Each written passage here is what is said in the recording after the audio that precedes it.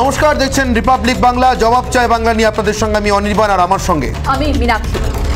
আজ জবাব চাইছে বাংলা, তার কারণ ইডি এনফোর্সমেন্ট ডাইরেক্টরেট চলে এসছে একটা দুর্নীতির অভিযোগের তদন্ত করতে, যেখানে প্রচুর প্রচুর টাকার লেনদেন হয়েছে বলে সন্দেহ করছে এনফোর্সমেন্ট ডাইরেক্টরেট। সেটা নিয়োগের দুর্নীতি, চাকরির দুর্নীতি।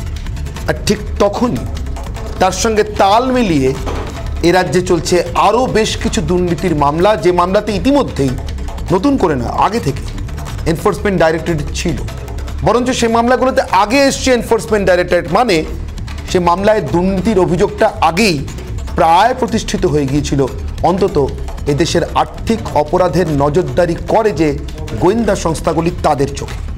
তারপর তার হাত ধরে সেই অপরাধ যারা সংগঠিত করেছেন বলে অভিযোগ উঠেছে, সন্দেহ এসছে, তাদের জিজ্ঞাসাবাদের জন্য, সেই অপরাধের তদন্তের জন্য সিবিআই এসছে। আর সেই তদন্তেই এ রাজ্যের বাঘা বাঘা নামজাদা ভোট ম্যানেজারদের কি বিপুল ভয়। যারা যারা ভোটের সময় একটা হাঁক দিলে, বিশ্বাস করুন, মানে ল্যাম্পপোস্টও শক্ত হয়ে সোজা হয়ে দাঁড়িয়ে থাকতে বর্ষা পায় না, তার কারণ উন্নয়ন দাঁড়িয়ে থাকে সোজা হয়ে, মেরুদণ্ড সোজা রেখে।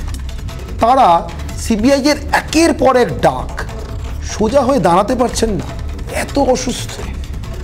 সিবিআইয়ের একের পর এক ডাক, কেউ আসতে পারছেন না। এই কলকাতার কাছে ভাঙড় থেকে বলছেন 15 দিন ঠাসা কর্মসূচি, অথচ যান কখনো বাড়ির পুকুরে মাছ ধরছেন, কখনো এলাকার লোকজনের সঙ্গে ক্লাবের ভাগবাটোয়ারা নিয়ে গল্প করছেন। এরা সারা বছর ভীষণ ভীষণ জাদ্রেল সব নেতা, আর এজেন্সি ডাকলেই কেমন যেন অদ্ভুত রকমের একটা অসুস্থ চিররুগ্ন একটা, আর না হলে ভীষণ ভীষণ ব্যস্ত একটা মানুষে পরিণত হয়। কেন বলুন তো? জবাব চাইছে বাংলা। অসুস্থতা, চিকিৎসা, উডবান ওয়ার্ড, জরুরি কাজ, আইনজীবীর চিঠি, রক্ষা কবচ। সিবিআই এর ডাক পড়লে এই শব্দগুলি ঘুরে ফিরে আসে। অনুব্রত মণ্ডলকে নানা মামলায় যখন থেকে সিবিআই চিঠি পাঠাতে শুরু করেছে, তখন থেকেই অসুস্থ তিনি। বেশ কিছুদিন তো উডবান ওয়ার্ডেই ভর্তি ছিলেন। অসুস্থতার কারণে বারে বারে হাজিরা এড়িয়েছেন তিনি। কয়লা পাচার মামলায় আজই শওকত মোল্লাকে হাজিরার নির্দেশ দেওয়া হয়েছিল, কিন্তু তিনি নাকি প্রশাসনিক কাজে ব্যস্ত। ভোট পরবর্তী হিংসায় সিবিআই হাজিরা এড়িয়েছেন এর আগে শেখ সুফিয়ান, আবু তাহেরও। এরা প্রত্যেকেই কিন্তু নিজের নিজের এলাকায় বাহু বলেই পরিচিত। এই বাহুবলীরা ভোটের কারিগর আসলে। সিবিআই ডাকলেই কোনো এক অজানা কারণে কেউ অসুস্থ হয়ে পড়েন, কারো আবার ওই দিনই দরকারি কাজ এসে পড়ে। নিজাম প্যালেসের চৌকাঠ পেরোতে এত অনীহা কেন? নিরপরাধ হলে এত ভয় কেন? তদন্তকারীরা কটা প্রশ্ন করবে? ঠিকঠাক জবাব দিয়ে দিলেই মিটে গেল। কিন্তু হাজিরা এড়ালেই কি তদন্ত বা তদন্তকারীদের এড়ানো যায়? আজ জবাব চাইছে বাংলা। শুরুতেই নজর রাখবো আজকের বিশেষ প্রতিবেদনে, তারপর আসছি ডিবেটে।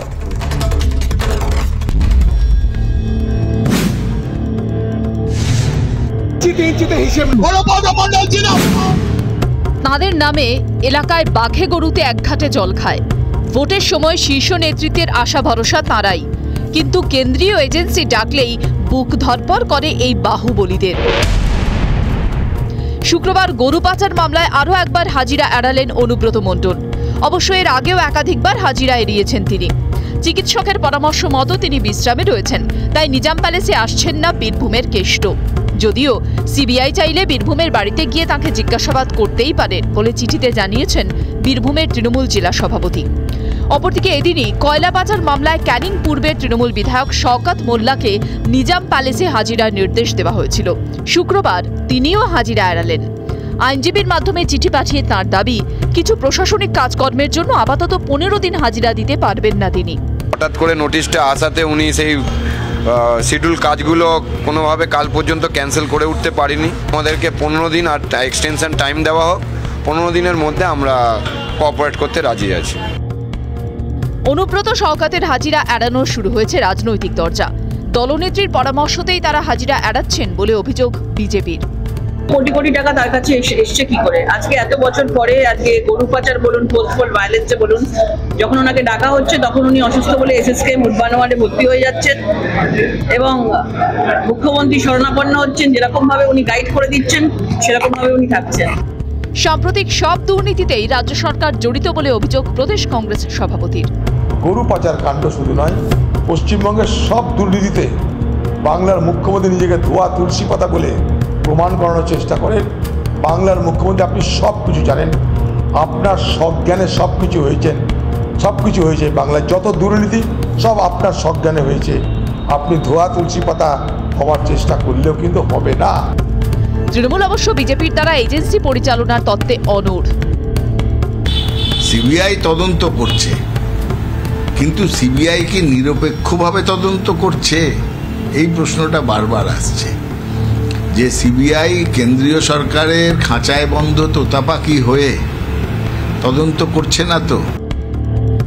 এসএসসি দুর্নীতি মামলায় ইতিমধ্যেই মন্ত্রী পার্থ চ্যাটার্জি ও পরেশ অধিকারীকে দফায় দফায় জেরা করেছে সিবিআই। পার্থ বা পরেশ রাজ্যের মন্ত্রী হলেও ভোটের কারিগর তাঁরা নন। কিন্তু অনুব্রত বা শওকত মোল্লার পেশি শক্তি নিয়ে নতুন করে বলার কিছু নেই। প্রবল শক্তিধরদের সিবিআই এর সামনে যেতে সমস্যা কোথায়? শওকত বা অনুব্রত নন। এর আগে সিবিআই হাজিরা এড়িয়েছেন নন্দীগ্রামে তৃণমূল নেতা শেখ সুফিয়ান, আবু তাহিরের মতো দোর্দণ্ড প্রতাপ তৃণমূল নেতাও। তাহলে কি সত্যি ডাল মে কুছ কালা হ্যায়? যত বড় প্রভাবশালী নিজাম প্যালেসে ঢুকতে তত বেশি আপত্তি। এখন সিবিআই কি পন্থা নেয় সেদিকেই তাকিয়ে রাজনৈতিক মহল। রিপাবলিক বাংলা। ঠিক এটা নিয়ে আজকের বিতর্ক শুরু করবো। আমার সঙ্গে বিতর্ক এখনো পর্যন্ত উপস্থিত যে দুজন, তারা দুজনই অবশ্য এ রাজ্যের বিরোধী পক্ষ, কিন্তু গুরুত্বপূর্ণভাবে তারা দেশের সরকার পক্ষ। কিয়া ঘোষ এবং সন্ময় বন্দ্যোপাধ্যায় দুজনেই বিজেপির মুখপাত্র হিসেবে আমাদের সঙ্গে উপস্থিত। তৃণমূল কংগ্রেস এবং অন্যান্যরাও যোগ দেবেন শিগগিরই। আমি একবারে প্রথম সন্ময়বাবু আপনার কাছেই আসি, তার কারণ মানুষের প্রত্যাশা থাকে ভীষণ। রাজ্যের বিরোধী দলনেতা শুভেন্দু অধিকারী আজকে একটি মন্তব্য করেছেন, আমি কিছুক্ষণের মধ্যেই আপনাদেরকে শোনাবো সেই মন্তব্য। আমার ধারণা আপনি নিশ্চয়ই আমাকে কন্ট্রাডিক্ট করবেন না, আমি কিছুক্ষণের মধ্যে মন্তব্য শুনিয়ে দেবো, বাইট যেটাকে আমরা বলি। তাঁর বক্তব্য, এরা তো সব তিনি এদেরকেই লক্ষ্য করে বলেছেন কিনা আমি জানি না, তিনি বলছেন যে দুর্নীতি তদন্ত যাদের ডাক পড়ছে এরা তো সব কেউ বিরাট বড় বড় নেতা, এমনটা নয়। এদেরকে এত সময় দেওয়ার কি আছে, এতবার ডাকার কি আছে? কোথাও যেন একটা সিবিআই তদন্তের গতি নিয়ে আর প্রকৃতি নিয়ে, গতি প্রকৃতি প্রশ্ন তুলে দিচ্ছেন রাজ্যের বিরোধী দলনেতা। সিবিআই কি যথেষ্ট দ্রুত তদন্ত করছে না বলে মনে হয়? দেখুন, সিবিআই নিজস্ব কারণ থাকতে পারে। শুভেন্দুবাবু যেটা বলেছেন সেটা খুব যথার্থ। মানুষের এক্সপেকটেশনের সঙ্গে সিবিআই এর অ্যাক্টিভিটি মেলানো যাচ্ছে না, অনেক সময়ই যাচ্ছে না, যার জন্য প্রশ্নগুলো উঠছে। আমরা তো এই কারণেই প্রশ্নগুলো বারবার করছি। খুব দ্রুত সিদ্ধান্তগুলোতে আসা দরকার, পৌঁছানো দরকার। যদি তারা কোনোভাবে অপরাধী না হন তাহলে তাদের ছেড়ে দেওয়া হোক, কিন্তু যদি অপরাধী হন তাহলে তাদের শ্রীঘরে পৌঁছে দেওয়াটা ভীষণভাবে জরুরি। আমরা এই প্রশ্নটাও করছি। এটা থেকে তো একটা জিনিস খুব পরিষ্কার হয় বারবার, যে অভিযোগটা আমাদের দিকে ছুটে আসে মাঝে মাঝে, সেটা হচ্ছে যে সিবিআইকে আমরা নিয়ন্ত্রণ করি। যদি সিবিআইকে নিয়ন্ত্রণ করতাম তাহলে আর সিবিআই সম্বন্ধে এই অভিযোগগুলো আমাদের থাকতো না। ফলে স্বাভাবিকভাবে আমাদের এই অভিযোগগুলো রয়েছে। সিবিআই এর হয়তো ইনফ্রাস্ট্রাকচার বা নিজস্ব লজিস্টিক, নিজস্ব ম্যান পাওয়ার, নানান ধরনের সমস্যা থাকতে পারে, কিন্তু মানুষের এক্সপেকটেশন, দেখুন সারা ভারতবর্ষের মধ্যে পশ্চিমবঙ্গের পিছিয়ে পড়ার মূল যে কারণটা সেটা কিন্তু করাপশন। এটা স্বীকার করুন আর না করুন, আমরা আমাদের পশ্চিমবঙ্গে বারবার তিনজন সাংসদকে জেলে যেতে দেখেছি, একজন মন্ত্রীকে জেলে যেতে দেখেছি, এতজন বিধায়ককে বারবার সিবিআই ডাকছে, ইডি ডাকছে। তার বেসিক কারণটা কি? বেসিক কারণটা হচ্ছে করাপশন। এবং এই আপনি বলছেন শুধুমাত্র তৃণমূল কংগ্রেসের নেতা নেত্রীরা জড়িত? দেখুন, এই পশ্চিমবঙ্গ তো বিজেপির কোন নেতা বিজেপির কোন নেতাকে সিবিআই ডেকেছে? না, সে তো অনেক আছে, 53 জন আছে সিবিআই যারা বিজেপির নেতাদের বিভিন্ন জায়গায় সারা ভারতবর্ষে রেখেছে। আমি সাম্প্রতিককালে একটি উদাহরণ আপনাদের, মোহিত কম্বোজ, তিনি 57 কোটি টাকার একটা ফ্রডে বিজেপির, তিনি স্টেট সেক্রেটারি বিজেপির মহারাষ্ট্রের মতো রাজ্যে, সেখানে তো তাকে ডাকা হয়েছে। তার সঙ্গে একাধিক ব্যক্তিকে ডাকা হয়েছে, জিতেন্দ্র গুলশান কাপুর, সিদ্ধান্ত বাংলা, আইরিশ মিশ্র, বহু মানুষকে ডাকা হয়েছে। সেটা আলোচিত খুব বেশি হয় না, তার কারণ আমরা পশ্চিমবঙ্গে বাস করছি। এ রাজ্যে একটা অন্য অভিজ্ঞতাও কিন্তু আছে সম্ভব। আপনি যেটাকে বলছেন যে নিরপেক্ষতা, নিরপেক্ষতা প্রমাণ যে সিবিআই আসলে কেন্দ্রীয় সরকারের নির্দেশে, কেন্দ্রীয় সরকারের শাসক দলের নির্দেশে কাজ করে না, এরা যেটা উল্টো তথ্যও কিন্তু আছে। এরা যে সিবিআই এর ডাক পেয়েছেন এমন নেতারা দল বদলে বিজেপিতে এর আর সিবিআই ডাকাডাকি করে না। না, এই ব্যাপারটা দেখুন, যে ঘটনাটা সত্যি সেটা তো অস্বীকার করে লাভ নেই। যখন ডাক পেয়েছেন তাদের কেন ডাকেনি, কি জন্য ডাকেনি, আবার এটাও তো ঘটনা। রাজীব কুমার রাজীব কুমার তো মমতা বন্দ্যোপাধ্যায়ের অনুগত অফিসার, তাকে তো সিবিআই ডাকছে না, তাহলে কি বলবেন? তিনি বিজেপিতে আসেননি, মানে বিজেপিতে তো আসেননি তিনি, ফলে স্বাভাবিকভাবে তার ক্ষেত্রে প্রশ্নটা আসে না।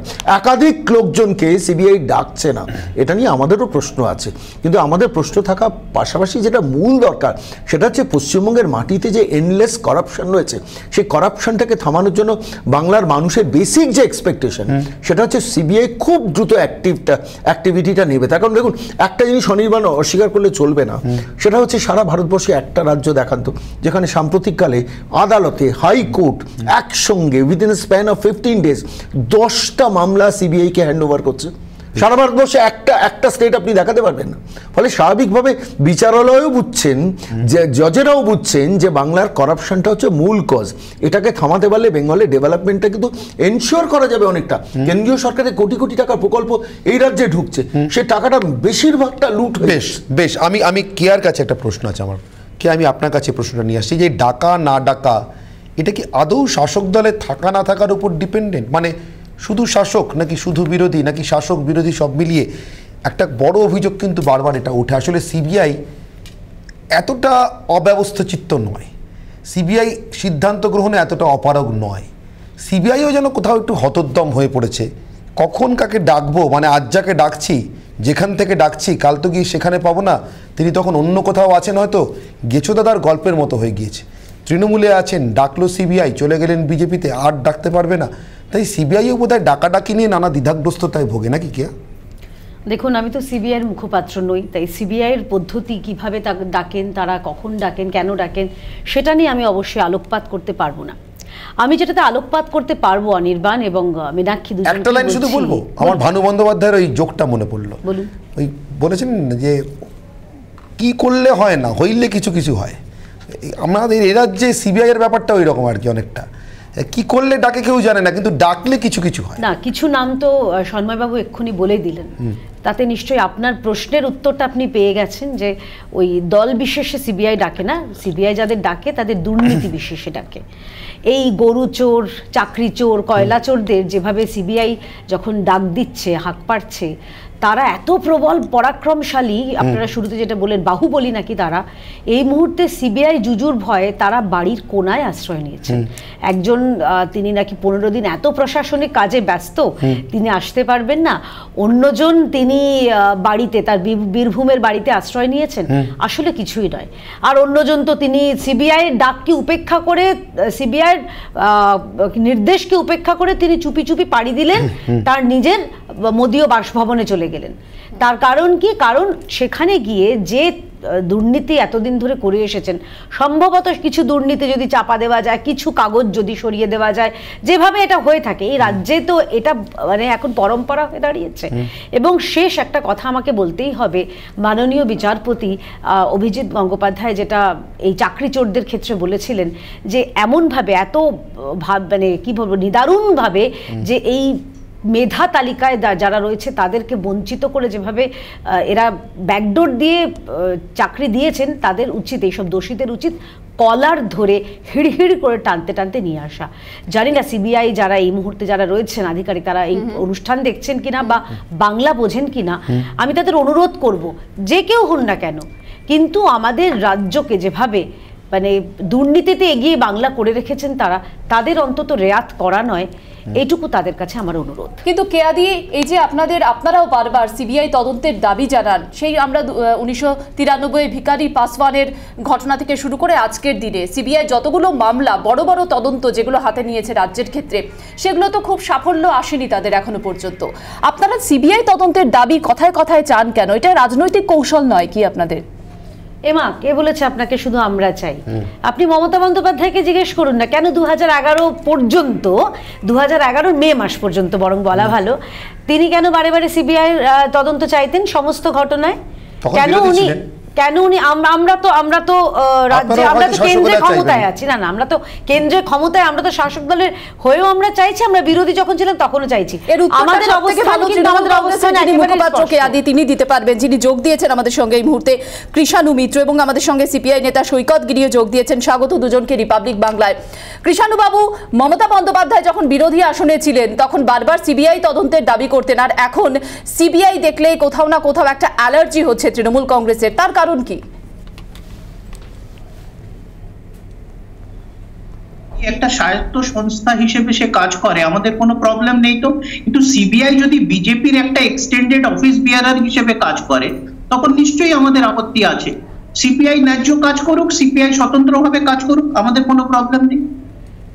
আমার একটা প্রশ্ন কৃষ্ণবাবু আপনার কাছে, ধরুন এই যে যার কাঁধের উপরে গোটা বীরভূমটা, মানে শুধু বীরভূম বললে ভুল হবে, এই যে ধরুন আসানসোলের উপনির্বাচনটা পর্যন্ত, আরও না জানি কত রকমের কত নির্বাচন, ওই দুটো চওড়া কাঁধের উপরে আপনারা নিশ্চিন্তে ছেড়ে রেখে দিয়েছেন, তিনি কিনা অন্যের কাঁধ ধরে চলাফেরা করছেন। সিবিআই ডাকলে কি হয় বলুন তো নেতাদের?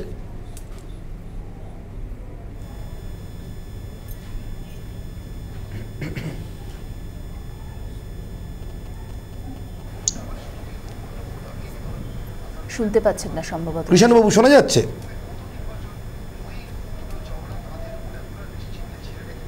না, কৃষ্ণবাবুর সঙ্গে বোধহয় যোগাযোগ বিচ্ছিন্ন হলো। সৈকত রয়েছেন আমার সঙ্গে, সৈকত গিরি রয়েছেন আমার সঙ্গে। সৈকত একটা প্রশ্ন আমি কেয়াকে করেছিলাম কিছুক্ষণ আগে, আমি সন্ময়বাবুকেও করেছিলাম। আমরা যেটা বুঝতে চাইছিলাম যে বারবার যে এই রাজ্যে একটা কথা ওঠে যে সিবিআই এর ক্ষেত্রেও কি কোথাও মনে হয় আপনাদের একটু দোদুল্যমানতা কাজ করে, তার কারণ এই আজকে ডাকবো যাকে ডাকছি, ধরুন এই মুকুল রায়ের কথাই ধরুন না, যখন প্রথম ডেকেছিলেন সিবিআই তখন ছিলেন তৃণমূলে, তারপর যখন আবার ডাকবেন ঠিক করেছেন ততদিনে চলে গেছেন বিজেপিতে, আবার যখন ডাকবেন না ঠিক করে ফেলেছেন ততদিনে আবার টুক করে চলে এসছেন বিজেপি থেকে তৃণমূলে, ওই এপাং ওপাং ঝপাংয়ের মতো। দেখো, আমি তোমাকে একটা কথা বলি, তুমি কিছু ঘটনার উদাহরণ তুলে ধরছিলে, আমি তোমাকে পরিষ্কারভাবে বলি, সিবিআই গোটা দেশ জুড়ে যে নিরপেক্ষ কাজ করা উচিত ছিল সিবিআই এর, সে কাজ কেন্দ্রীয় সরকার বিজেপি পরিচালিত সেই সরকারের একটা সংস্থায় পরিণত হয়েছে সিবিআই। আমি তোমাকে একটা কথা উদাহরণ বলি, সিবিআই যদি সঠিকভাবে তদন্ত করত তাহলে নারদা, সারদা, রোজভ্যালি, গরু পাচার, বালি পাচার, কয়লা পাচারের এতগুলো বদমাইশ, দুর্নীতি, চোর, গুন্ডা যারা রাজনীতিটাকে আজকে নিয়ন্ত্রণ করছে তাদের আজকে জেলের ভেতরে থাকা উচিত ছিল। আচ্ছা, আজকে যিনি বিরোধী দলনেতা শুভেন্দু অধিকারী, আজকে যিনি মুকুল রায়, আজকে যে নিশীথ প্রামাণিক, আজকের এই অর্জুন সিং, আজকের এই শঙ্কুদেব পান্ডা, তুমি তাকিয়ে দেখো সিবিআই এর ডাকার তালিকা দুটো দলে বিভক্ত, একটা তৃণমূল আর একটা বিজেপি। কেয়াদি সন্ময়দারা এত কথা বলছে তো, আচ্ছা তুমি বলো তো, এখানে কেউ একবার বিজেপির কোনো নেতা বলতে পারবে না যে সিবিআই বিজেপির অঙ্গুলি হেলনে চলছে কি চলছে না? কিন্তু আমরা বুঝতে পারছি আসলে বিজেপি সিবিআই কে ব্যবহার করছে তৃণমূলের চোরেদের নিজেদের দলে অন্তর্ভুক্তির জন্য। এই রাজ্যের অন্যতম শওকত মোল্লার নাম মনে পড়ছে, বাকিগুলো তো রয়েছে, আমার খালি একটা শওকত মোল্লার নাম মনে পড়ছে। ভাই শওকত, আজকে শওকত মোল্লা তৃণমূল, তার অরিজিনটা কি আজকের পদাধিকারী, দুর্নীতিগ্রস্ত? আমি আপনার ডিবেটে এমনি কথাতে আসতে চাইনি, আমাকে সঞ্চালিকা আমন্ত্রণ জানিয়েছেন তাই এসেছি, আমি কারোর কথাতে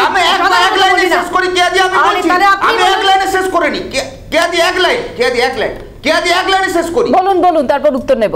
আমি বলছি সিবিআই এবং এ রাজ্যে সিআইডি, ইডি, এখানে তৃণমূলের বিরুদ্ধে কেউ যদি রাজনৈতিক কর্মকাণ্ড করে তাকে বিরক্ত করে সিআইডি, তাকে বিরক্ত করে ইডি, আর উল্টো দিকে সিবিআই কেন্দ্রীয় সংস্থা, সে এখানে চোখে কালো কাপড় বেঁধে রেখেছে। আচ্ছা তুমি বলো তো, পরেশ অধিকারী 5 দিন কলকাতার পর ফিরে গিয়ে রাজকীয় সম্বর্ধনা পায়। আচ্ছা তুমি বলো তো শওকত মোল্লা, আজকে তুমি বলো তো এই অর্জুন সিংরা, এ তো যে কোনো সাধারণ মানুষ বুঝতে পারছে এরা রাজনীতিটাকে নোংরামো করছে, রাজনীতিটাকে ব্যবসায় পরিণত করেছে। তাহলে কেন সিবিআই এদেরকে গ্রেপ্তার করছে না? কেন অভিষেক বন্দ্যোপাধ্যায় স্ত্রী, তাদেরকে সিবিআই গ্রেপ্তার করছে না? কেন পার্থ চট্টোপাধ্যায় এখনো ঘুরে বেড়াচ্ছে? সিবিআই এর হাতে যা নথি তথ্য আছে তাতে তো এতক্ষণ এদের জেলের ভেতরে থাকা উচিত ছিল। আসলে আমি 10 সেকেন্ডের একটা উত্তর দেবো, আমি বেশি সময় নেব না, অনেক বক্তা রয়েছেন। আসলে সিবিআই হন বা যেই তদন্তকারী সংস্থা হন, তাদের একটা পদ্ধতি থাকে। আপনাদের কেরলের মতন তো হয় না, কি করব বলুন? আপনারা যেভাবে ত্রিপুরা চালিয়েছেন, কেরল চালিয়েছেন, যে ধরো আর মারো, সেই রকম ভাবে তো চলে না। এবং যদি সিবিআই আজকে শুনে নিন সিবিআই যদি আজকে ভাবে গ্রেফতার করে কাউকে, যদিও ব্যক্তিগতভাবে আমি বলছি, এটা আমার দলীয় স্ট্যান্ড নয়, এটা আমার ব্যক্তিগত কথা, যদি গ্রেফতার করে চোর ঠাট্টাগুলোকে খুব খুশি হব, কিন্তু পদ্ধতি মেনে, কারণ গণতান্ত্রিক দেশ, আমরা আইনের শাসন মানি। পশ্চিমবঙ্গে যেরকম শাসকের আইন চলে, দেশে কিন্তু আইনের শাসন চলে, এবং সেই কারণে সিবিআই তাদের নিজস্ব পদ্ধতিতে এগোচ্ছে।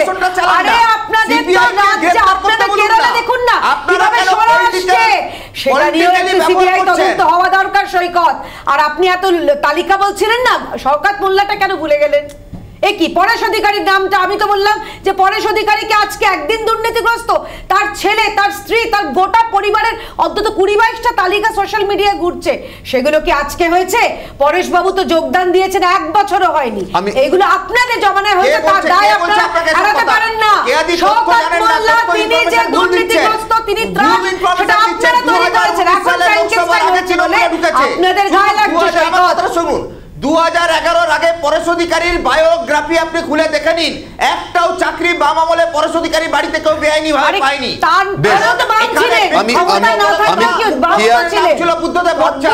মমতা ব্যানার্জির জমানায় পরেশ অধিকারী চোরে পরিণত হয়েছে, দুদিন পর যখন বিজেপিতে সৈকত, আমি দুজনের কাছ থেকে একটু সুপ্রিয় চন্দ্রের কাছে যাবো। সুপ্রিয় বাবু আরো একটা পঞ্চায়েত, আমি সৈকত বাবু আসবো আপনার কাছে, আবার আপনার কাছে আসবো সৈকত বাবু, আমরা আসবো।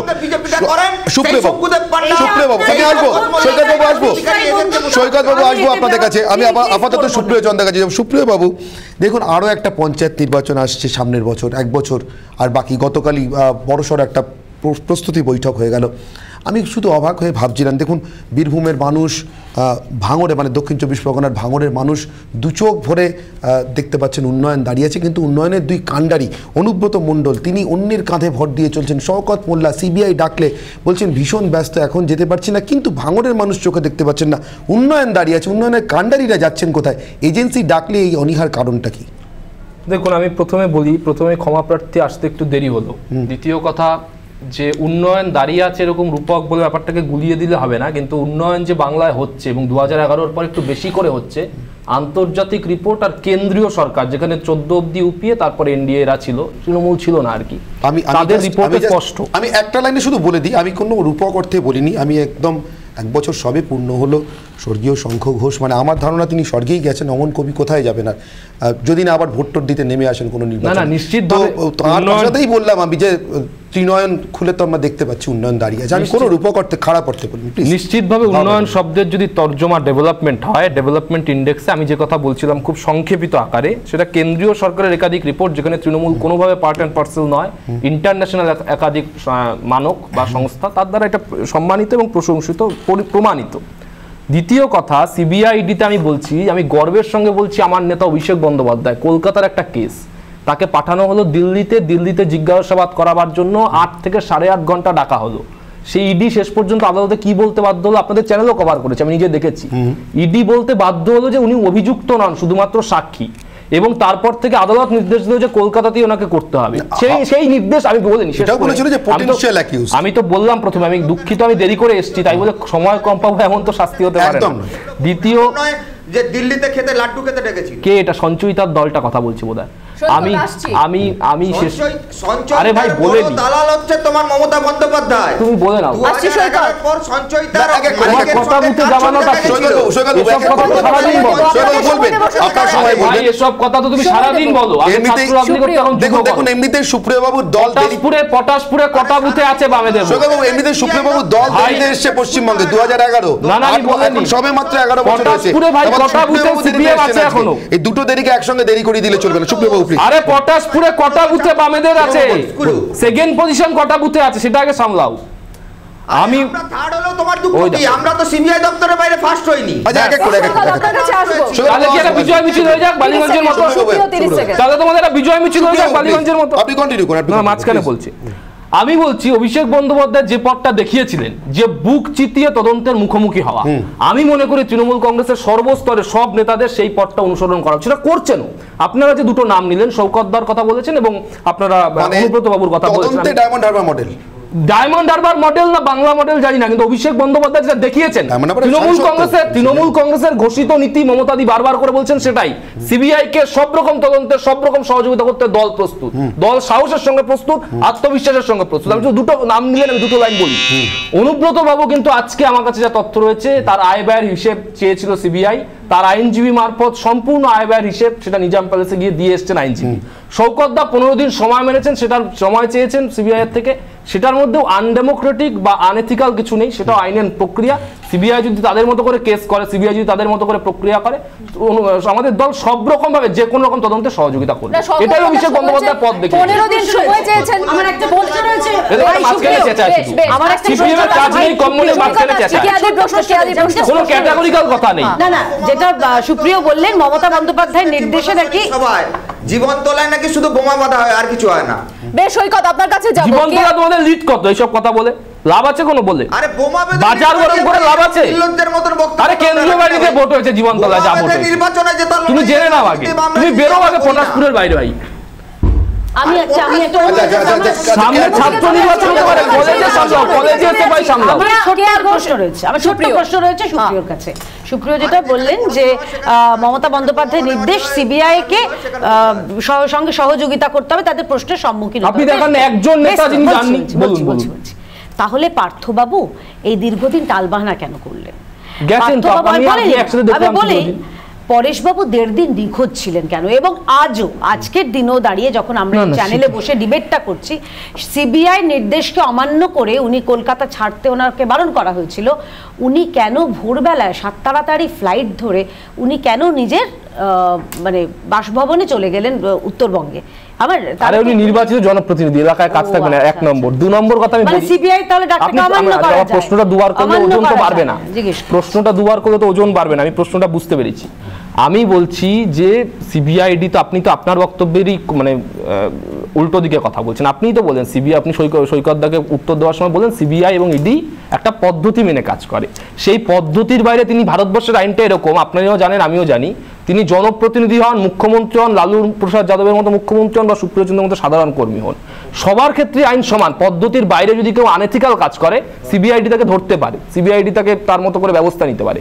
সেটা যখন হচ্ছে না, আপনি এবার আপনার এবং সন্ময়দার দুঃখ থাকতে পারে যে কেউ প্রতিপদে যাচ্ছে না অষ্টমী তিথিতে যাচ্ছে, কেউ সকালে অপরাহ্নে যাচ্ছে না মধ্যাহ্নে যাচ্ছে, কিন্তু আমি বলছি যাচ্ছে, অসহযোগিতা করছে তৃণমূল কংগ্রেসের একজন নেতার বিরুদ্ধে এই নিদর্শন নেই, এই নিদর্শন নেই। অসহযোগিতা করছে তৃণমূল কংগ্রেস অভিষেক বন্দ্যোপাধ্যায়ের আমলে, এটা নিদর্শন নেই, এটা নিদর্শন নেই, নেই, নেই, আপনি প্রমাণ করতে পারবেন না। রাজীব কুমার মনে পড়ে গেল। চন্দ্রবাবু আসবো। সুপ্রিয় এতজন তৃণমূল কংগ্রেস নেতাকে কেন ডাকছে বলুন তো? না, আমি আপনাকে তৃণমূল কংগ্রেস নেতারা একের পর এক মামলায়, আসলে আমরা এই মুহূর্তে রিপাবলিক বাংলায় রয়েছে, তো সেই জন্য বাংলার উদাহরণগুলো আপনারা দিচ্ছেন।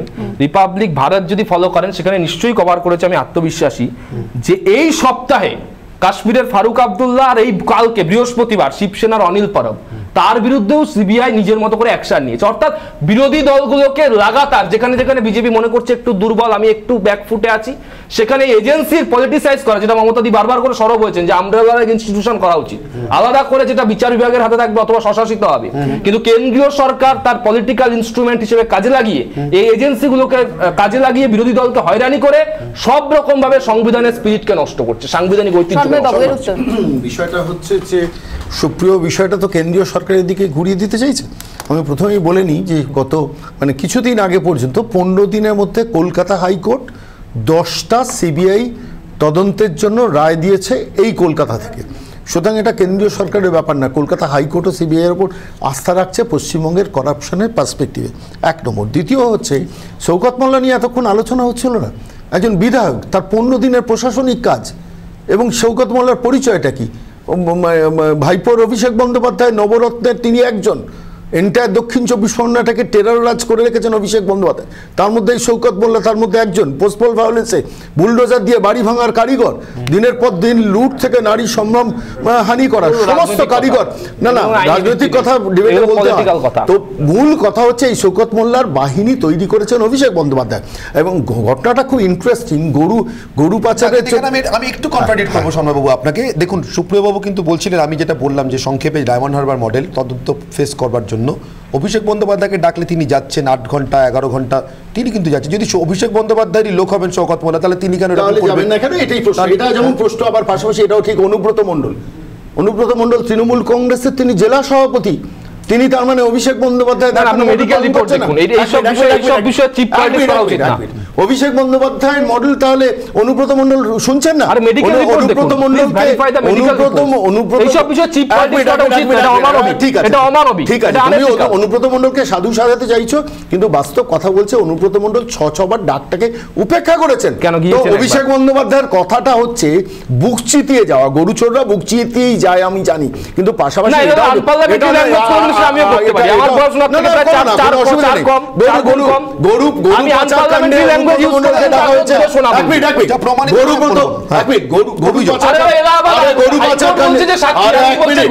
গরু পাচার কাণ্ডে অনুব্রত মণ্ডলকে ডাকা হয়েছে, গরু পাচার কাণ্ডে অভিষেক বন্দ্যোপাধ্যায়কে ডাকা হয়েছে, গরু পাচার কাণ্ডে শওকত মোল্লাকে ডাকা হয়েছে। একটা দলের সার্বিক শুধু তাই না, কেন্দ্রীয় সরকারের উল্টো দিকে দাঁড়িয়ে কথা বলছেন, এটাও বলেছে কেন্দ্রীয় সরকারের উল্টো দিকে দাঁড়িয়ে ইডি আদালতে এটাও বলেছে যে সম্ভাব্য অ্যাকিউজড, এই কথাটা একটু মনে রাখুন। ইডি বলেছে সম্ভাব্য অ্যাকিউজড কথা সোনার পাথর বাটি। না না না, বলেছে ইডি তো বলেছে, সেটা তুমি অস্বীকার করছো। না না, সম্ভাব্য অ্যাকিউজড একটা জিনিস কি অ্যাকিউজড বা সম্ভাব্য অ্যাকিউজড, প্রবাবল অ্যাকিউজড মিনাকি একটা জিনিস কি অস্বীকার করতে পারো যে 3টে ডাকে অভিষেক বন্দ্যোপাধ্যায়, অনুব্রত মণ্ডল এবং শওকত মোল্লা 3 জনেই গরু পাচার কাণ্ডে জড়িত, 3 জনকেই। তার মানে একটা দলের স্ট্রাকচারটা কোথায়, যার জন্য সুপ্রিয়রা গর্ববোধ করে? গরু পাচার, কয়লা পাচার, সোনা পাচার, বাড়ি পাচার, আমি একবার সত্যজিৎ বাবুর কাছে যাবো। সত্যজিৎ বন্দ্যোপাধ্যায়, সত্যজিৎ বাবু আপনাকে সিরিয়াসলি বলছি, মানে সত্যি আপনার অবস্থাটা আমি বুঝতে পারছি সঞ্চালক হিসেবে, হংস মধ্যে বক যথা এখানে আপনি। আমি কাউকে অপমান করলাম না, আপনাকেও উপরে তোলবার জন্য বললাম না। মানে এতজন রাজনীতিকের মধ্যে আপনি নিশ্চয়ই এতক্ষণ ধরে ভাবছেন এর মধ্যে আমি কি করবো, পুরো ডিবেটটাই তো রাজনীতির ডিবেট। কেন আপনার কাছে এলাম, দেখুন আজকে আমাদের সকলের প্রায় চোখের অলক্ষ্যে নয়, আসলে এগুলো থাকে, সামনেই থাকে, আমরা লক্ষ্য করি না। আরেকটা ঘটনা ঘটেছে, এক ভদ্রলোক আজকে হুইল চেয়ারে আদালতে উপস্থিত হয়েছিলেন। তিনি ভারতবর্ষের একটি রাজ্যের, এই ভারতের একটি রাজ্যের প্রাক্তন মুখ্যমন্ত্রী, যে সে রাজ্য নয়, অত্যন্ত গুরুত্বপূর্ণ রাজ্য, সীমান্তবর্তী একটি রাজ্য, পাঞ্জাবের প্রাক্তন হরিয়ানার প্রাক্তন মুখ্যমন্ত্রী ওম প্রকাশ চৌটালা। তিনি হুইল চেয়ারে আদালতে উপস্থিত হয়েও কিন্তু বিশেষ কিছু সমবেদনা আদায় করতে পারেননি। আদালত থেকে 4 বছরের কারাদণ্ড হয়েছে। সশ্রমটা বোধহয় বলতে আদালতের বেঁধেছে, তার কারণ ওই অবস্থাটা তারা দেখেছেন। কিন্তু আমার একটাই কথা মনে হচ্ছিল দেখার পর, সত্যজিৎ বাবু, আপনারা যারা কোনো না কোনো ফোর্সের কোনো না কোনো ইউনিফর্ম পরেন, এই মোটোটা নিয়ে যে সামনে যেই থাকুক আসল লক্ষ্যটা অশোক স্তম্ভের সেবা করা, দেশবাসীর সেবা করা, আজকে বোধহয় আপনাদের জন্য একটা ভীষণ আনন্দের দিন সত্যজিৎ বাবু, যখন এই রাজ্যটা এত রকম বিতর্কের মধ্যে রয়েছে, কে চোর কে চোর নয়, কার কি রাজনৈতিক পরিচয়, কাকে ডাকছে, কাকে আগে ডাকলে ভালো হয়, কাকে পরে ডাকলে ভালো হয়, তখন দেখুন একটা অদ্ভুত জিনিস, যদি সত্যি সত্যি আদালতের ডাক আসে আর ন্যায়ের ডাক আসে, কেউ বোধহয় সেটাকে এড়াতে পারেন না। সত্যজিৎ বাবু,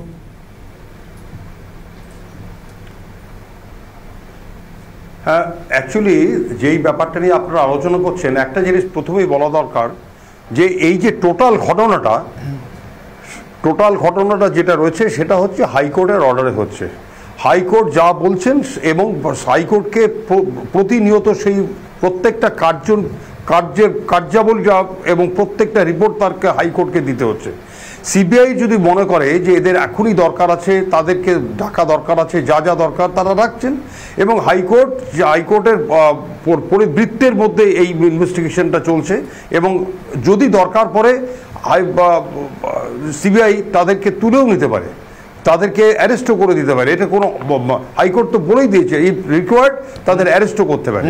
কিন্তু ঘটনা হচ্ছে আমরা যেটা নিয়ে আলোচনা করছি সেটা হচ্ছে যে কেন এত দেরি করছে। এখন পারভিউর মধ্যে দেরি হচ্ছে, যাদেরকে যা ডাকা হচ্ছে তারা নানা রকম বলছে শরীর খারাপ রয়েছে, কারো প্রশাসনিক কাজে ব্যস্ত রয়েছেন, এইসব নানা কারণে তারা ব্যস্ত রয়েছেন এবং সাথে সাথে হ্যাঁ বলুন। এবং সাথে সাথে তারা প্রত্যেকটা প্লি নিচ্ছেন এবং তারা অ্যাডভোকেটের মাধ্যমে সেগুলো জমা দিচ্ছেন।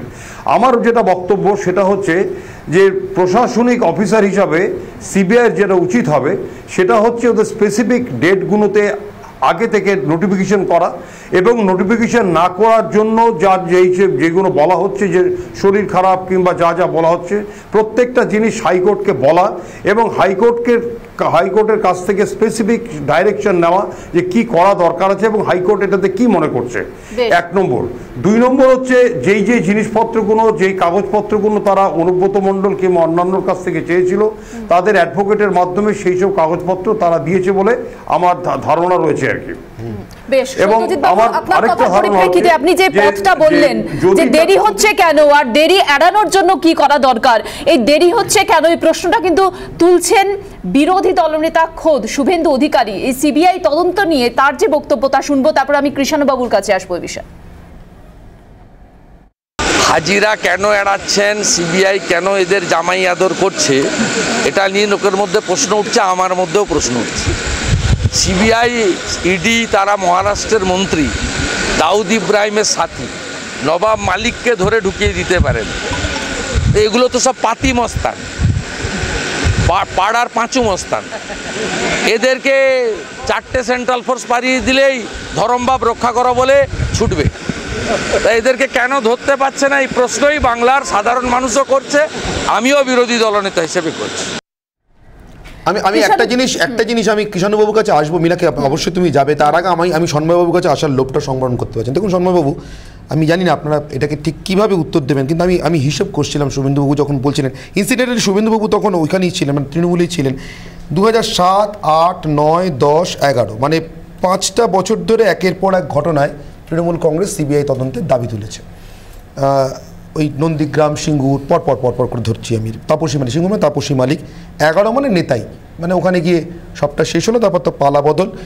তারপরে মোটামুটি বছর 3-4 মানে আমি 2014 যদি ধরি, নারদা সারদাতে যখন নির্দেশ হলো সিবিআই তদন্তে, তখন ততদিনে সিবিআইয়ের প্রতি মোহভঙ্গ ঘটেছে মমতা বন্দ্যোপাধ্যায়। আমি যদি সময়টা হিসেব করি 7 থেকে 14, 7 বছর মতো লেগেছে। শুভেন্দুবাবুর কিন্তু তার থেকেও দ্রুত মোহভঙ্গ হচ্ছে মনে হচ্ছে সিবিআইয়ের প্রতি। সন্ময়বাবু, শুভেন্দুবাবু ক্ষমতা আসার আগেই মানে খুব মানে অদ্ভুতভাবে মমতা বন্দ্যোপাধ্যায় ক্ষমতা আসার পর হয়েছে না। শুভেন্দুবাবুর মোহভঙ্গের ব্যাপারে আমি বলতে পারবো না, কিন্তু আমি একটা কথা বলবো, যেটা বলেছেন সত্যি সিবিআই সম্বন্ধে আমাদের এই প্রশ্নটা আছে যে সিবিআই দ্রুত ঢোকানো দরকার। মানে এতগুলো চোর নবান্নে বসে আছে, এতগুলো চোর কালীঘাট, হরিশেজি, মুখার্জি রোডে বসে রয়েছে।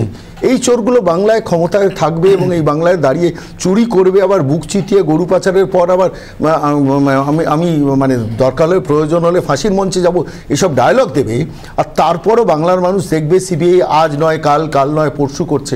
স্বাভাবিকভাবে বাংলার মানুষের যে প্রশ্নটা আসছে সেটাই শুভেন্দুবাবু প্রশ্নটা করেছেন, খুব স্বাভাবিক। এই প্রশ্নটা আমি আমার বক্তব্যের শুরুতেও আমিও আপনাদের সামনে রেখেছি। সিবিআই সম্বন্ধে আমাদেরও প্রশ্ন রয়েছে, সন্ময়বাবুরও প্রশ্ন রয়েছে। আমি যাব কৃষাণুর কাছে। কৃষাণু, যেমনটা আমরা শুভেন্দু অধিকারীর বক্তব্য শুনলাম যে সিবিআই তদন্তে তিনি বলছেন এত দেরি কেন হচ্ছে এবং গ্রেফতারের ক্ষেত্রে বা তদন্তের গতি প্রকৃতি এগোনোর ক্ষেত্রে কেন দেরি হচ্ছে। এই ক্ষেত্রে তো যাদেরকে ডাকা হচ্ছে তাদের যে ভূমিকা সে কারণেও তো দেরি হওয়ার সেটাও একটা কারণ। যেখানে ডাকা হচ্ছে তারপরে সময় চাওয়া হচ্ছে, একের পর এক দিন পেরিয়ে যাচ্ছে, শওকত মোল্লা 15 দিন সময় চাইছেন, তো এগুলো তো তদন্তের ক্ষেত্রে বাধা হয়ে দাঁড়াচ্ছে। এই সময় চাওয়াটা কি নিয়ম বহির্ভূত না নিয়মের অংশ? আপনি আপনার মতো করে তদন্তর নিষ্কর্ষ চাইছেন, এটা তো কাঙ্ক্ষিত নয়। আজকে সিবিআই থেকে সিলেক্টিভ লিক হচ্ছে কে হাজিরা দেবে বা দেবে না।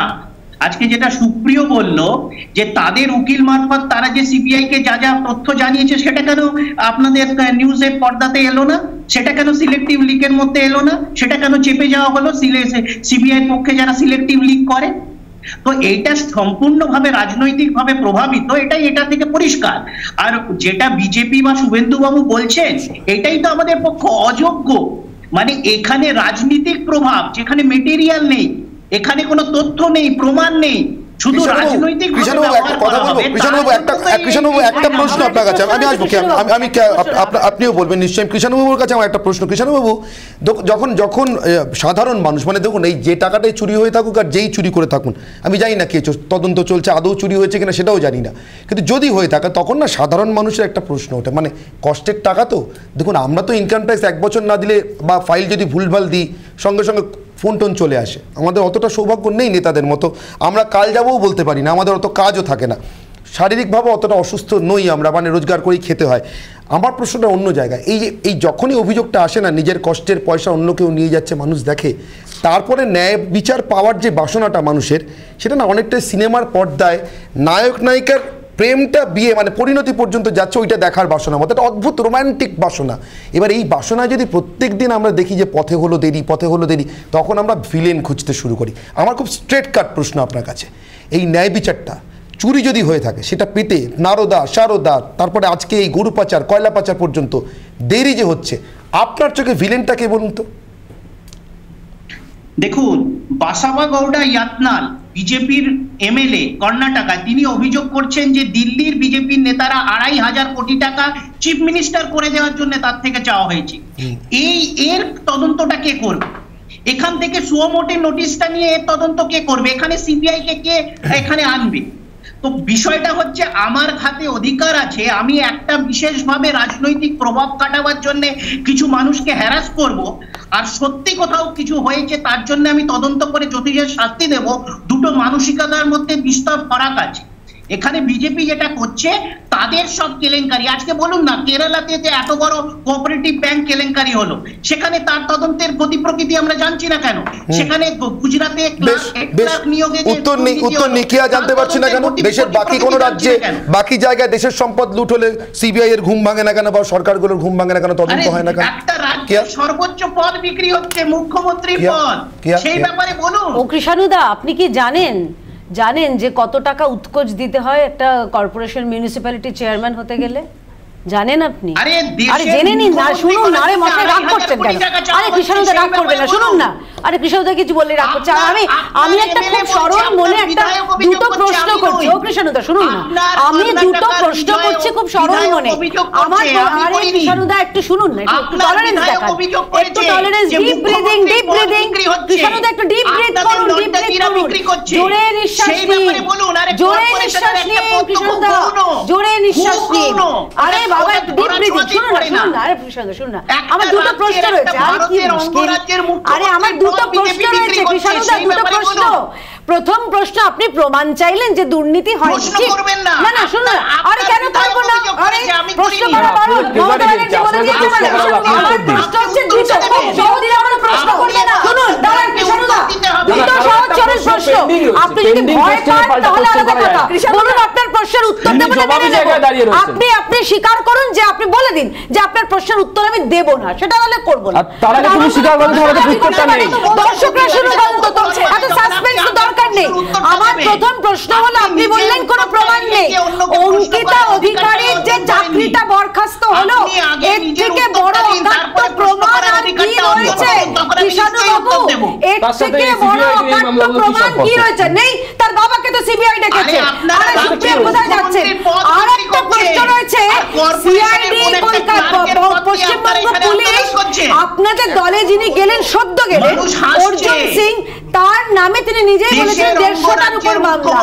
সেই মামলাগুলোর এখন কি হবে?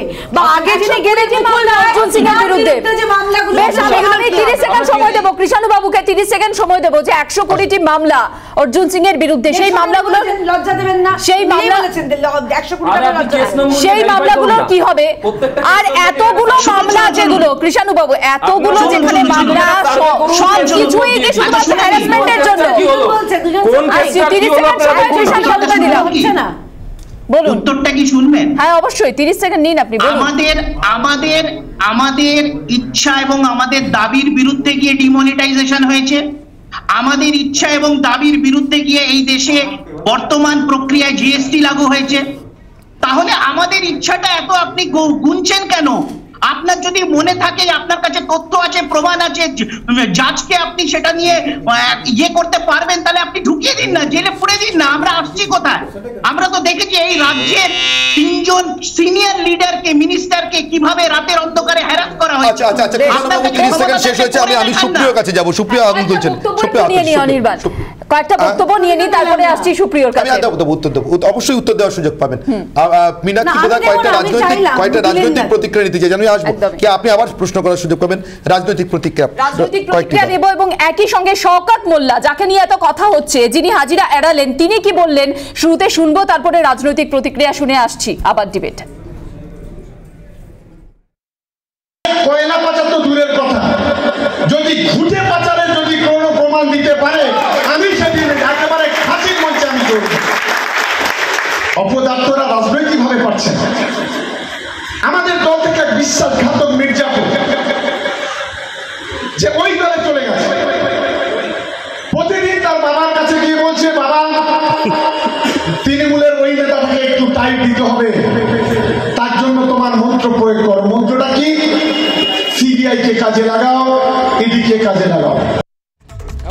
আমি সুপ্রিয়বাবুর কাছে আসবো, কিন্তু সুপ্রিয়বাবু বলেছে যে শুধু তোমরা বোম মারো, তো স্বাভাবিক উনি তো কি প্রশাসনিক কাজ করেন, সে তো মুখ্যমন্ত্রী প্রশাসনিক সময় সভাতেই তো বলেছেন যে শুধু তোমরা বোম মারো, তো স্বাভাবিক সেই প্রশাসনিক কাজেই হয়তো ব্যস্ত আছে। তবে একবার যখন সিবিআই এর ডাক পেয়েছেন, আজ না হয় কাল তো আসতেই হবে। তদন্তটাকে ব্যাহত করবার জন্য তারা একের পর এক এই সময়ের বাহানা নিচ্ছেন। এটা আমাদের দেশে আইনে একটা স্বাভাবিক কথা আছে যে সুযোগ দেয়া হবে, ন্যাচারাল জাস্টিস, কিন্তু এরা ওই তার সুযোগ নিয়ে তদন্তকে প্রকৃতপক্ষে ব্যাহত করছেন। রাষ্ট্রীয় ক্ষমতা অপব্যবহার করে তারা রাজনৈতিক প্রতিহিংসা চরিতার্থ করতে চাইছেন। তৃণমূলের একটা স্পষ্ট অবস্থান রয়েছে যে রাজনৈতিক উদ্দেশ্য প্রণোদিতভাবে বহু ক্ষেত্রেই কেন্দ্রীয় সরকার তার যে অধিকারগুলি রয়েছে সেগুলির অপব্যবহার করছে। আমি সুপ্রিয়বাবুর কাছে, সুপ্রিয়বাবু দেখুন, মানে একে বলে স্থান কাল পাত্রভেদের, এর মাহাত্ম্য আমাদের ভারতীয় দর্শনে শাস্ত্রে বারবার বলা হয়েছে। শুধু দেখলাম মাথার পিছনে, মানে শওকত মোল্লা সকালবেলা একরকম ছিলেন, আজকে দেখুন এই যে সন্ধ্যাবেলা সবার যে ছবিটা দেখালাম, বাইট আমাদের ভাষায়, মাথার পিছনে একদিকে মমতা বন্দ্যোপাধ্যায়, একদিকে অভিষেক বন্দ্যোপাধ্যায়ের ছবি, হুবহু অভিষেক বন্দ্যোপাধ্যায়ের স্বরের প্রতিধ্বনি শুনতে পেলাম। ঠিক যা বলেছিলেন অভিষেক বন্দ্যোপাধ্যায়, ডায়মন্ড হারবার মডেল, ফাঁসিতে ঝুলে যাব দুর্নীতি প্রমাণ হলে। না সেটা ঠিকই, মানে তার মানে একদম শওকতবাবু কিন্তু নিজের লাইন ধরে নিয়েছেন, আপনাদের আদর্শ। না লাইন বা ট্রেনের ব্যাপার না, ব্যাপারটা হচ্ছে যে এটা তো ঠিকই, শুধুমাত্র হাওয়া গরম করে লাভ আছে। ধরা যাক রাজ্যপাল তো এত কথা বলছিলেন, শেষে বিজেপি মুখপাত্র শ্রমিক দে অত্যন্ত ভালো বক্তা, ব্যক্তি জীবনে আমার শ্রদ্ধেয় মানুষ, তিনি তো স্বীকার করলেন যে আমরা ক্লান্ত। এই সিবিআইডির এই নাচানাচি, এই যাত্রাপালা দেখতে দেখতেও তো মানুষ ক্লান্ত, শুধু তৃণমূল বিজেপি ভেদে নয়, সবাই ক্লান্ত। আপনি বলছিলেন আমরা কি চাই? আমরা চাই সিবিআই পলিটিক্যাল, চোর ধরো জেল ভরো। আবার সঞ্চয়িতা থেকে কথা আসছে, নরকঙ্কালরা কথা বলছে, নরকঙ্কালরা কথা বলছে, আবার ভয় পাচ্ছি। সৈকতকে একদমই বেশ, আমি উত্তরটা নিয়ে নিই সুপ্রিয় বাবুর কাছে, তারপর সৈকত আপনার কাছেই যাব, বলুন। এই সমস্ত নরকঙ্কালরা বুথে জিততে পারে না, জামানত বাজেয়াপ্ত হয়ে যায়, শুধু টিভি। যাই হোক, আমি যে কথা, আরে শুধু টিভি টিআরপি। আমি কিন্তু আমার বিধানসভাটা জিতেছি, আমার বিধানসভাটা কিন্তু এবার প্রথম তৃণমূল কংগ্রেস 11 পরে জিতেছে। পটাশপুরের কি অবস্থা? অবস্থাটা কি? এই যে অভিষেক ব্যানার্জির নাম বলবো বলে ভয় পাচ্ছ, অভিষেক বন্দ্যোপাধ্যায়ের নামটা বলবো বলে ভয় পাচ্ছ, বলতে দিচ্ছ না কেন? সুজান সেলিমে হবে না, অভিষেক ছাড়া চলবে না।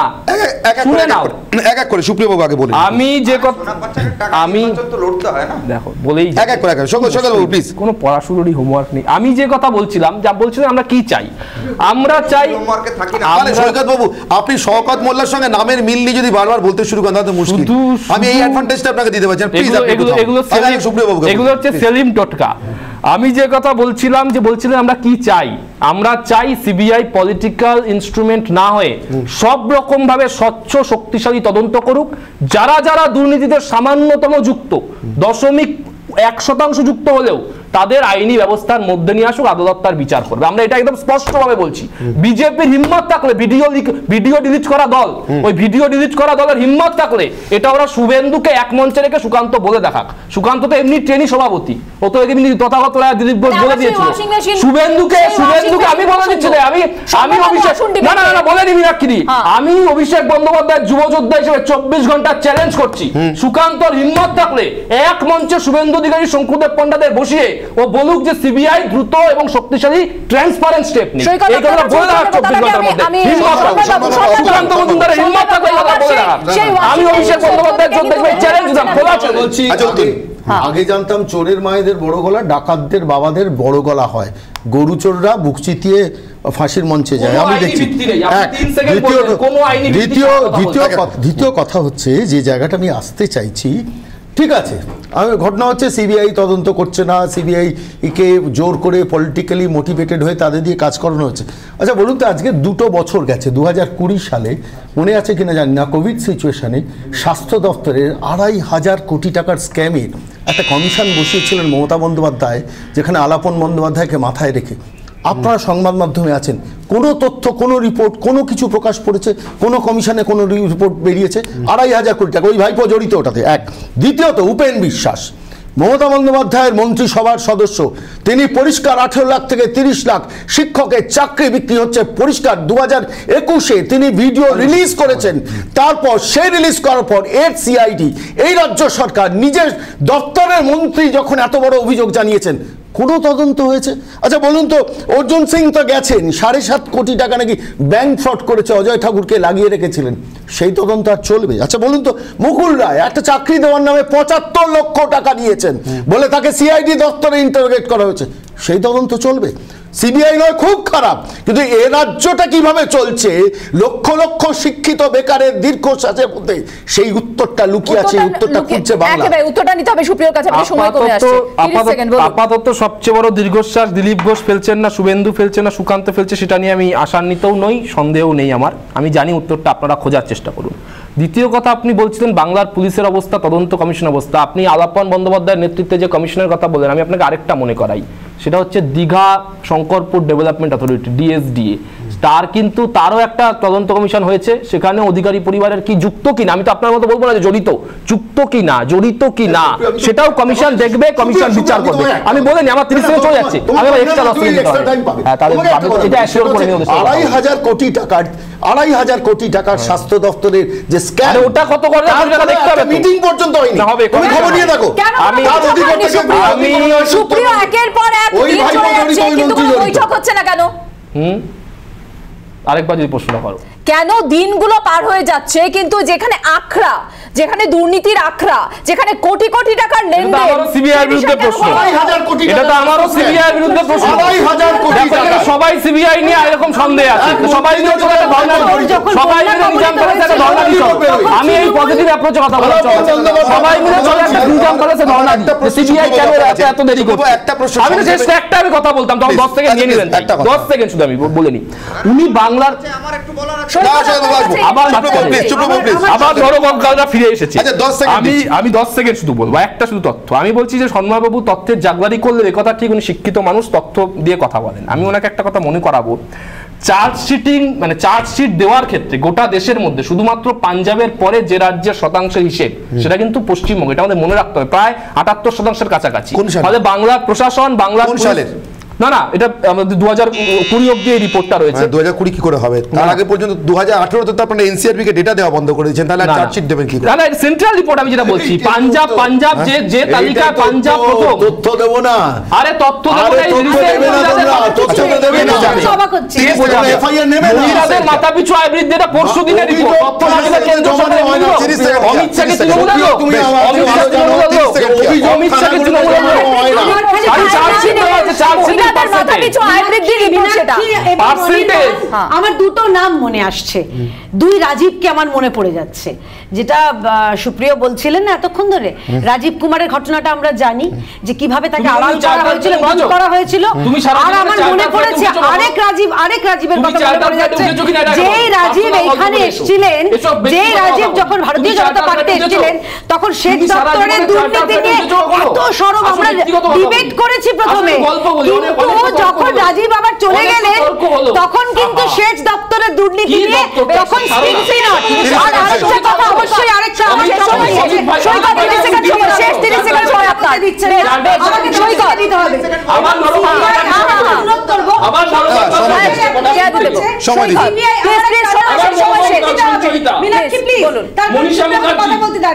এবং আমি একটা জিনিস অনুরোধ করব, সিবিআই তাদের তদন্তে এত ধীর স্থির করছেন, তদন্তে গতি আনতে অনুব্রত মণ্ডল তিনি এত অসুস্থ, সত্যি আমি সুস্থতা কামনা করি, আমি চাই যে তাকে এয়ারলিফট করে এমসে নিয়ে গিয়ে চিকিৎসা করাবো। বেশ একদম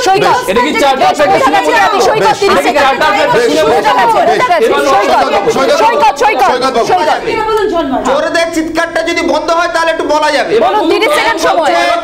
এক হচ্ছে শুভেন্দু, একটু ওখানে আওয়াজটা কম করতে বলুন, চোরদের চিৎকারটা বেড়ে যাচ্ছে।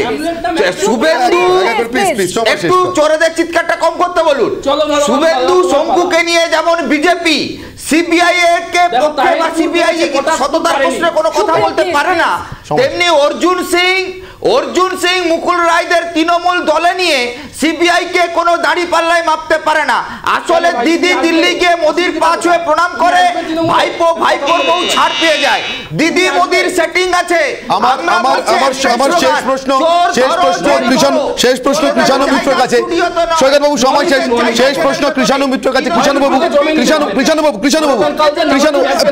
প্লিজ সৈকত বাবু সময় শেষ। আমার কৃষাণু মিত্রের কাছে শেষ প্রশ্ন। কৃষাণু বাবু, আমি আবারও বলছি, সাধারণ মানুষের হয়ে জবাব চাইতে বসেছিলাম, তাদের হয়েই জবাব চাইছি। আপনার চোখে, আপনাদের চোখে রাজনীতির ঊর্ধ্বে সাধারণ নাগরিক হিসেবে এই চুরিগুলোর, সরকারি অর্থের, মানুষের টাকার, মানুষের সম্পত্তির এই লুটগুলোর তদন্ত যে হচ্ছে না, এখনো পর্যন্ত যে অপরাধীরা ধরা পড়ছে না, তার জন্য দায়ী কে? আগে দেখতে হবে যে চুরিগুলো হয়েছে কিনা, হলে কতটা হয়েছে, নাকি খাজনা থেকে বাঁচতে বেশি হয়েছে। অঙ্কিতা অধিকারী শেষ করতে দিন প্লিজ। আরে এতগুলো রাজীব শুনলাম, একটু রাজীব প্রতাপ রুটি নিয়েও তাদের জ্ঞান জেনে নি। রাজীব প্রতাপ রুটি নিয়ে তাহলে বলতে শুরু করি, এতগুলো রাজীব নিয়ে যখন আলোচনা হলো। কোথায় ছিলেন সেই সময়? তো আপনি ওই দলে ছিলেন, তখন বলেননি কেন? আরে রাজীব প্রতাপ রুটি নিয়ে বলি না, বিজেপিতে ছিলেন, সময় কি হয়ে গেল? আরে কেন বলেননি তখন? কেন বলেননি? এটা এরকম করে খেলবো না। আরে রাজীব প্রতাপ রাজীবের সঙ্গে ঘুরতেন, তখন ওই রাজীবের প্রেস কনফারেন্স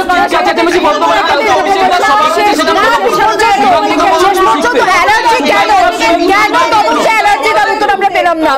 আবারও সকলকে অসংখ্য ধন্যবাদ ডিবেটে যোগ দেওয়ার জন্য। একটা ছোট বিরতি নেব, বিরতির পর ফিরছি, সঙ্গে থাকুন।